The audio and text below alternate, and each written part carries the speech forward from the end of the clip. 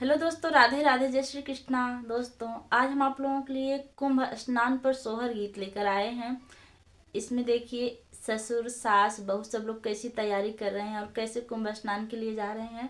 Video को last तक देखिएगा और अपने प्यारे प्यारे हाथों से लाइक, कमेंट, शेयर और सब्सक्राइब जरूर कर दीजिएगा। पियवा के पतरी तेरी बात दीद रिय बैठी जीद पे रिय बैठी हो मोरे साहब लागल बकुंभ के ना हान दुनाहू जाने चलबे दुनाहू जाने चलबई हो।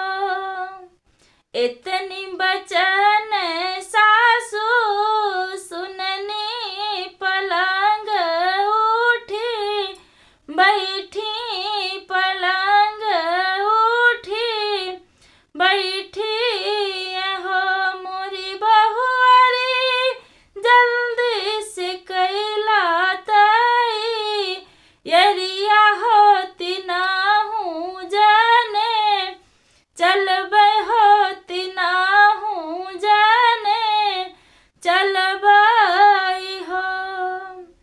बाहर